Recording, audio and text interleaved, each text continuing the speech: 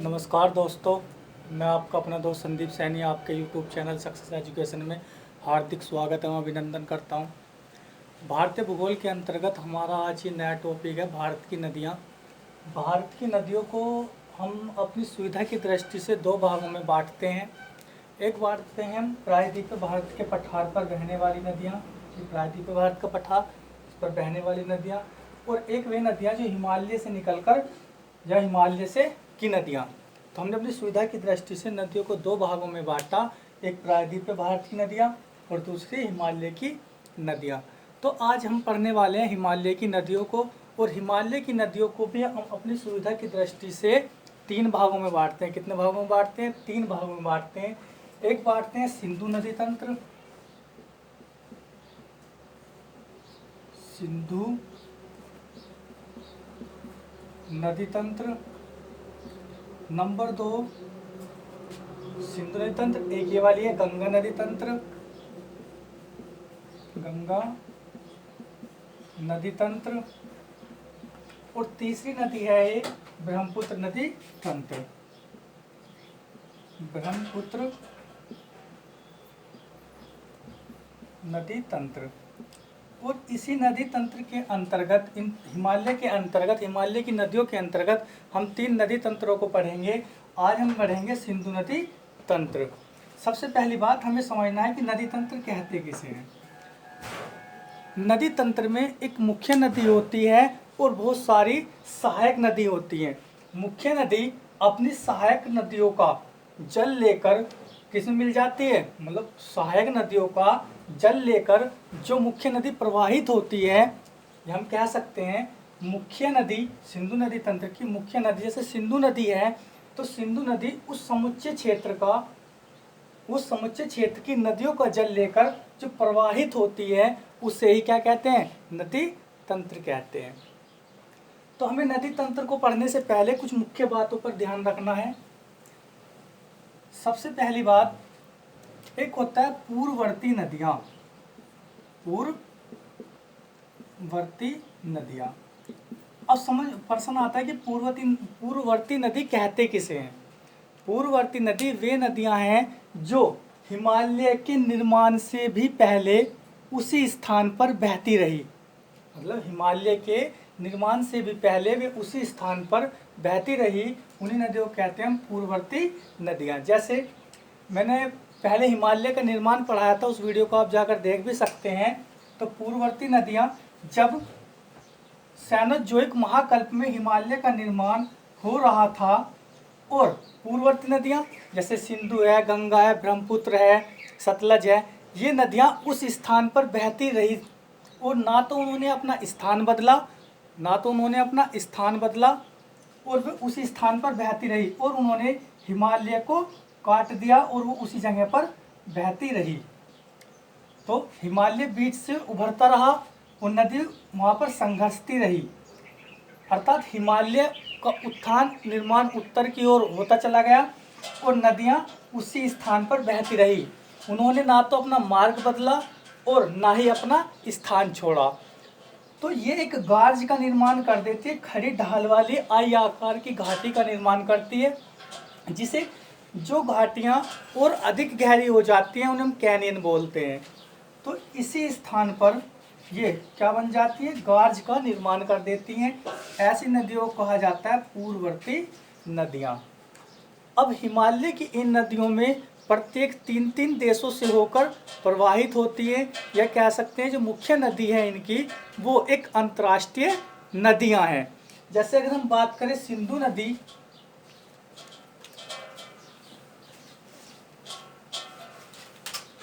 सिंधु नदी 3 देशों से होकर प्रवाहित होती है। यहाँ से ये क्या है, चाइना, तो तिब्बत पठार पर बहती है। नंबर 1 चीन, दूसरा भारत में प्रवेश कर जाती है भारत, तीसरा पाकिस्तान।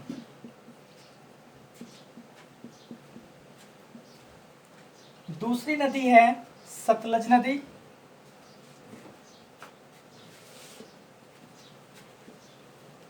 ये भी 3 देशों से होकर प्रवाहित होती है, चीन, भारत, पाकिस्तान। ब्रह्मपुत्र नदी भी 3 देशों से होकर प्रवाहित होती है, चीन, भारत और यहाँ पर देखो ये चीन, ये ब्रह्मपुत्र नदी है तिब्बत पठार पर चाइना में, इसके बाद ये भारत में प्रवेश करती है, इसके बाद कहाँ जाती है, बांग्लादेश में, बांग्लादेश। तो जो ये तीनों नदियाँ हिमालय की जो तीनों नदी तंत्र हैं, इनकी जो मुख्य नदियाँ हैं, ये तीनों अंतर्राष्ट्रीय नदियाँ हैं। सिंधु नदी चीन, भारत, पाकिस्तान से होकर प्रवाहित होती है, सतलज चीन, भारत और पाकिस्तान से होकर प्रवाहित होती है, जबकि ब्रह्मपुत्र नदी चीन, भारत और बांग्लादेश 3 देशों से होकर प्रवाहित होती है। अब आप लोग हेडिंग डालेंगे सिंधु नदी तंत्र।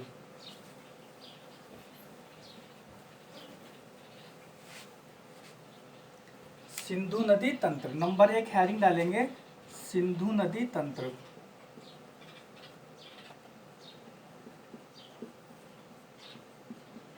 सबसे पहले हम बात करेंगे सिंधु नदी के उद्गम की।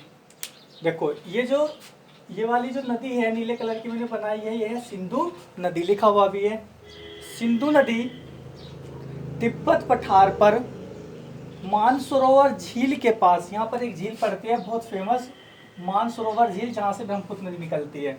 मानसरोवर झील के समीप तिब्बत पठार पर मानसरोवर झील के पास चेमा युंगडुंग ग्लेशियर से निकलती है और उत्तर पश्चिम की ओर प्रवाहित होते हुए भारत के जम्मू कश्मीर राज्य में लद्दाख और जास्कर दर्रों के समीप से प्रवाहित होते हुए लद्दाख और जास्कर पर्वत श्रेणियों के बीच प्रवाहित होते हुए चली जाती है कहाँ, पाकिस्तान।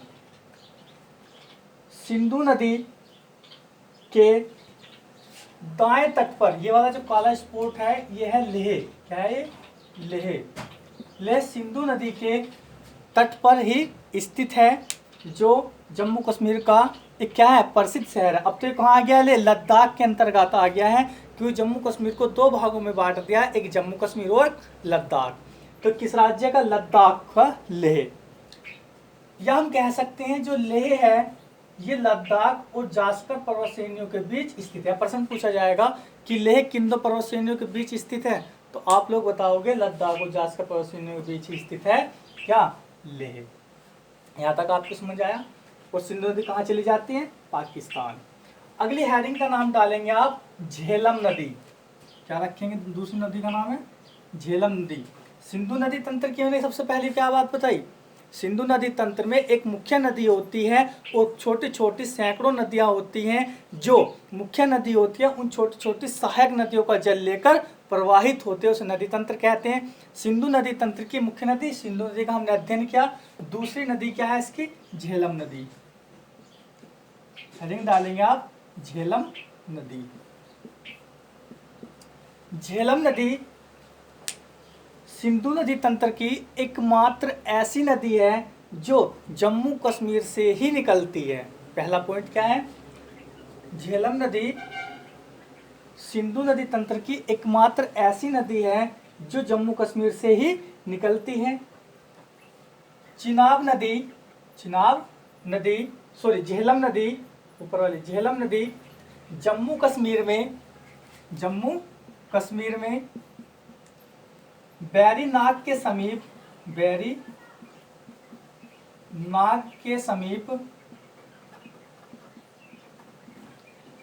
शेषनाग झील से निकलती है। शेषनाग झील से निकलती है कौन सी नदी, झेलम नदी। जब झेलम नदी जम्मू कश्मीर में बैरीनाग के समीप शेषनाग झील से निकलती है और जब वो थोड़ा आगे बढ़ती है तो जम्मू कश्मीर की राजधानी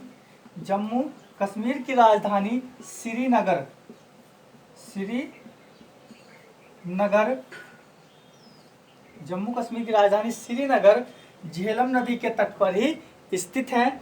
जब श्रीनगर से झेलम नदी आगे बढ़ती है, देखो यहाँ पर क्या है, श्रीनगर, श्रीनगर से जब आगे बढ़ती है तो झेलम नदी वूलर झील में मिल जाती है। किसमें मिल जाती है? वूलर झील में मिल जाती है। वूलर झील एक गोखुर झील का उदाहरण है, ये झील वाले चैप्टर में पढ़ेंगे। कहाँ पर?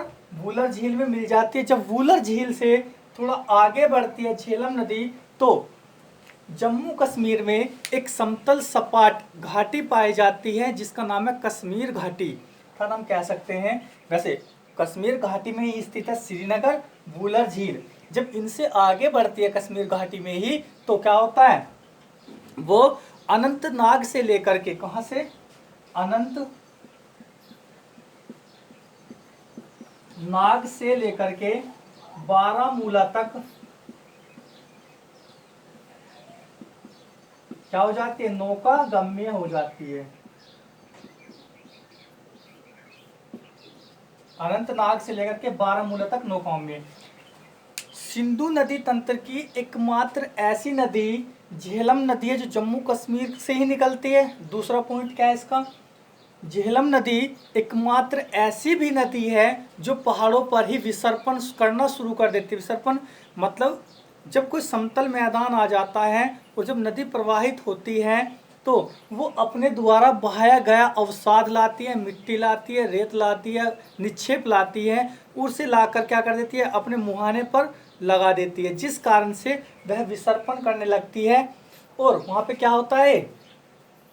झेलम नदी अनंतनाग से लेकर बारामूला तक नौकागम्य है। इसकी जो मतलब स्पीड होती है, बहने की बहाव होता है, वो बहुत मंद हो जाता है, कम हो जाता है, जिस कारण से पहाड़ों पर ही झेलम नदी में क्या होता है? नौकाएं चलाई जा सकती हैं। कहाँ से कहाँ तक चलाई जाती है? अनंतनाग से बारामूला तक। जब झेलम नदी बारामूला से आगे बढ़ती है तो भारतीय और ये क्या है? पाकिस्तान। भारत और पाकिस्तान के बीच कुछ सीमा का निर्धारण करती है और अचानक कहाँ चली जाती है? पाकिस्तान में चली जाती है। कौन सी नदी? झेलम नदी। झेलम नदी भारत और पाकिस्तान के बीच कुछ सीमा का निर्धारण करती है और चली जाती है कहाँ? पाकिस्तान में। यहाँ तक आप लोग बहुत अच्छे से समझ आ गया होगा। आगे हम बात करते हैं चेनाब नदी। हेडिंग डालेंगे आप लोग चेनाब नदी, या इसे चिनाब नदी भी बोलते हैं। इसे चिनाब नदी, चिनाब नदी। चिनाब नदी देखो, चिनाब, रावी और व्यास नदियां तीन ऐसी नदियां हैं जो हिमाचल प्रदेश से ही निकलती हैं। तो चिनाब नदी कहाँ से निकलती है? हिमाचल प्रदेश में बारालाचा दर्रे के समीप से निकलती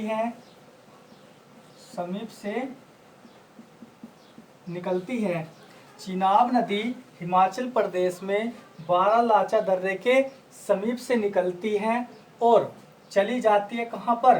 पाकिस्तान में चली जाती है। और झेलम नदी चिनाब नदी में अपना जल मिला देती है, कहाँ? पाकिस्तान में। अब दो हेडिंग एक साथ डालेंगे, रावी या रावी लाग लिख लेंगे। रावी नदी, चिनाब नदी के बारे में इतना ही था। रावी नदी, रावी नदी भी हिमाचल प्रदेश में रोहतांग दर्रे के समीप से निकलती है। रोहतांग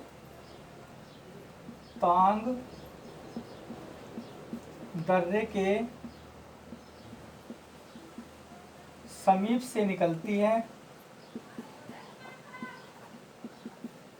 देखो, रोहतांग दर्रे के या दर्रों के बीच से नहीं निकल रही है नदियां। अगर ऐसा होगा, जो दर्रे होते हैं समतल सपाट मैदान होते हैं, रास्ता प्रदान करते हैं पहाड़ों को आर पार करने के लिए। अगर नदी उन दर्रों से पार होएगी, उनके बीच से ही प्रवाहित होगी, तो आने जाने का रास्ता तो बंद हो जाएगा। तो जो दर्रे होते हैं रोहतांग दर्रे के समीप से, उसके पास से प्रवाहित होती है, ना कि दर्रे के बीच से प्रवाहित होती है, ध्यान रखेंगे। दूसरी नदी का नाम लिखेंगे व्यास नदी। चौथी नदी है सिंधु नदी तंत्र की व्यास नदी। व्यास नदी भी हिमाचल प्रदेश में रोहतांग दर्रे के समीप से ही निकलती है। रोहतांग दर्रे के समीप से निकलती है कौन सी नदी? व्यास नदी। व्यास नदी हिमाचल प्रदेश में रोहतांग दर्रे के समीप से, देखो ये रोहतांग दर्रा है, इसके उत्तर में क्या है ये वाली, देखो रावी नदी निकल रही है, और यहाँ पर व्यास नदी कहाँ से? रोहतांग दर्रे के समीप से यहाँ पे बनाया गया है। व्यास नदी सिंधु नदी तंत्र की एकमात्र ऐसी नदी है जो पाकिस्तान में नहीं जाती। व्यास नदी सिंधु नदी तंत्र की एकमात्र ऐसी नदी है जो पाकिस्तान नहीं जाती, जबकि पंजाब, दो राज्यों में, हिमाचल प्रदेश और पंजाब में आने के बाद सतलज नदी से हरीके बैराज है ना, कपूरथला के निकट हरीके बैराज में सतलज नदी को अपना जल दे देती है। कौन सी नदी? व्यास नदी। ध्यान रखेंगे, अगली हेडिंग डालेंगे सतलज नदी।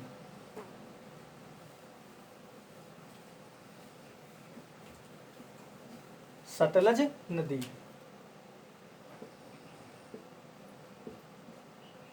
सतलज नदी। सतलज नदी भी एक पूर्ववर्ती नदी है, पूर्ववर्ती नदी है जो मैं अभी पीछे बताया।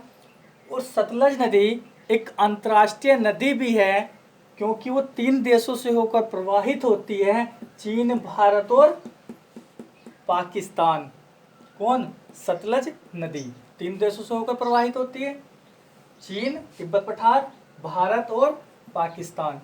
सतलज नदी तिब्बत पठार पर मानसरोवर झील के पास राकस ताल झील या सतलज नदी तिब्बत पठार पर मानसरोवर झील के पास राकस ताल झील, या इसे कह सकते हैं राक्षस ताल झील भी बोलते हैं, राक्षस ताल झील से निकलती है और भारत के हिमाचल प्रदेश राज्य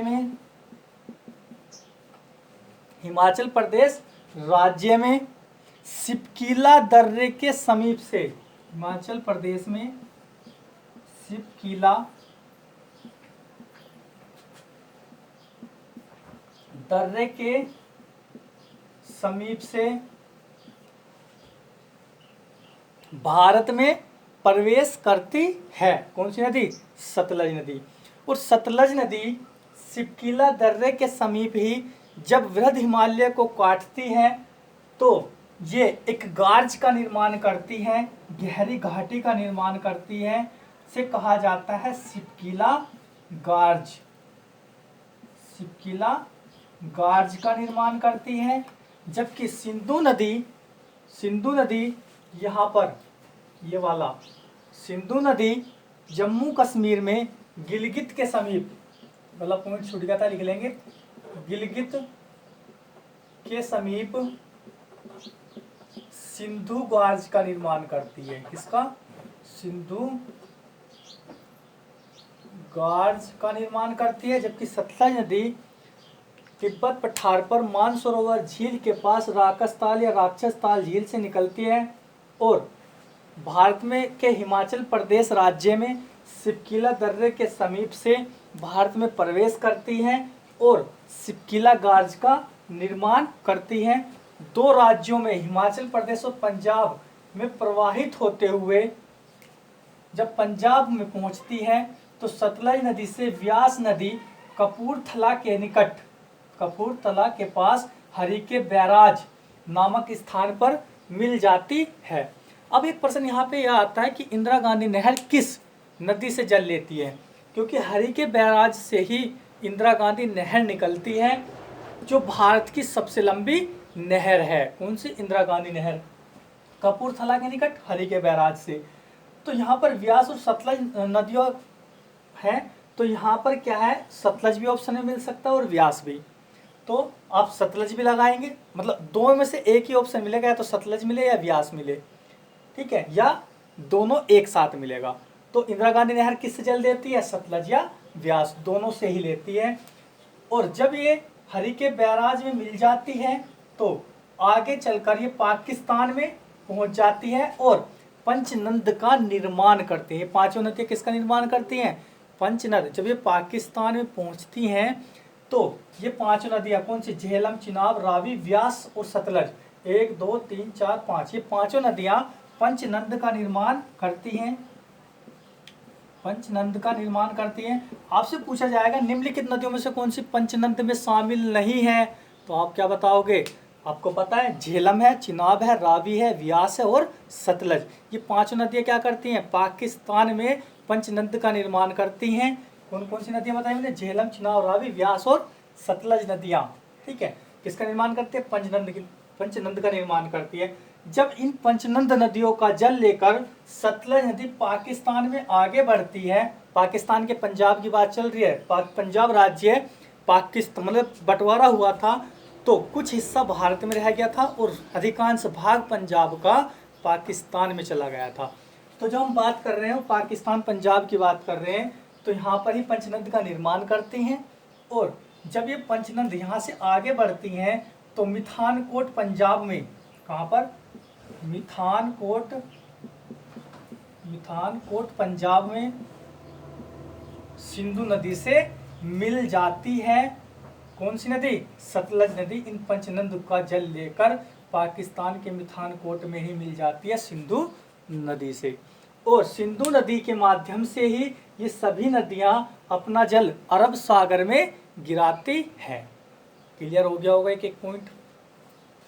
आगे बात करते हैं सिंधु नदी की अन्य सहायक नदियां। सिंधु नदी की अन्य सहायक नदियां जो छोटी छोटी नदियां हैं, अन्य सहायक नदियां पूछ लेता है पेपर में कि निम्नलिखित में से कौन सी सिंधु की सहायक नदी है, या कौन सी सिंधु की सहायक नदी सिंधु नदी तंत्र की सहायक नदी नहीं है। तो कौन कौन सी हैं, एक है सिंधु की सहायक नदी सिंधु तंत्र की है जास्कर,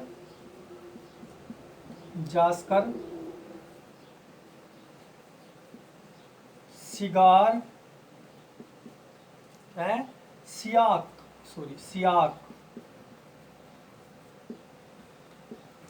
शिकार और गिलगित।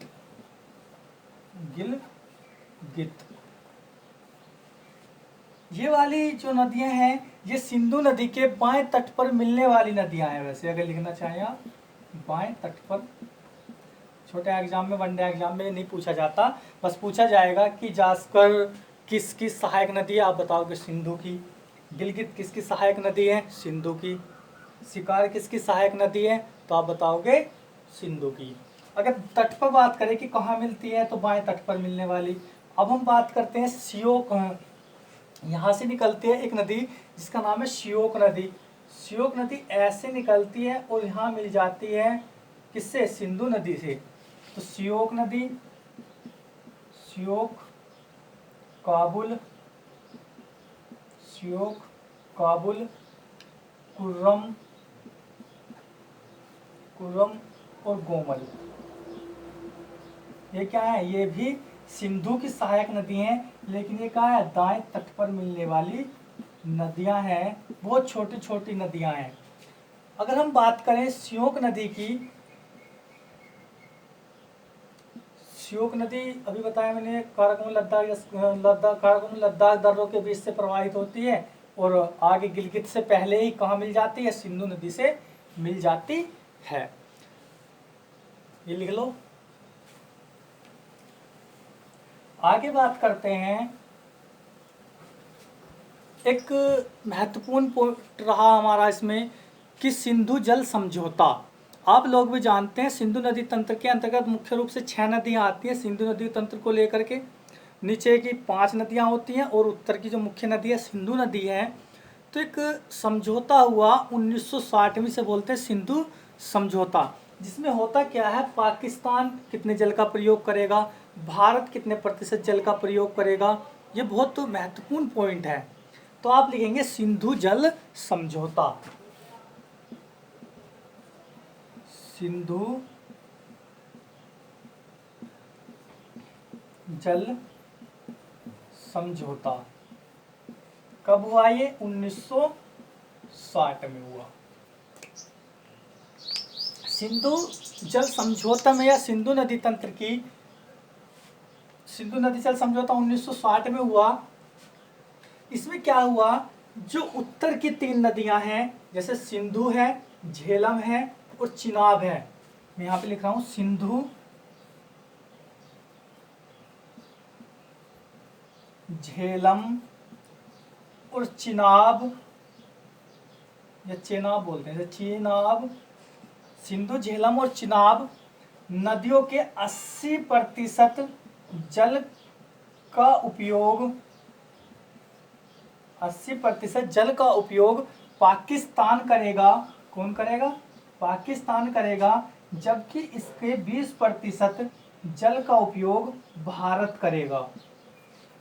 उत्तर की 3 नदियां सिंधु, झेलम और चिनाब, सिंधु, झेलम और चिनाब नदियों के 80% जल का उपयोग पाकिस्तान करेगा। जबकि सिंधु, झेलम और चिनाब नदियों के 20% जल का उपयोग भारत करेगा।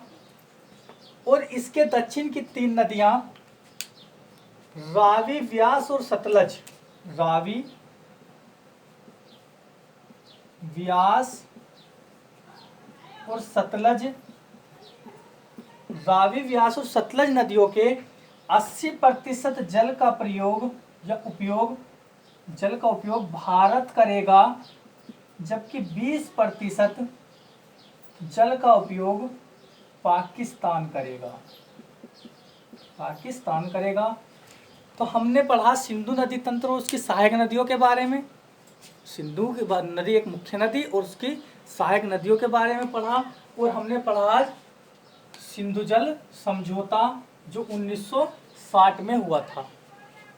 तो दोस्तों, अगर आप मेरी वीडियो देखते हैं और आपको अच्छी भी लगती हैं तो आप इसे कृपया करके शेयर कर दीजिए, जो दूसरा भी इसे देख सके। तो आज के लिए हम इतने रखते हैं। धन्यवाद।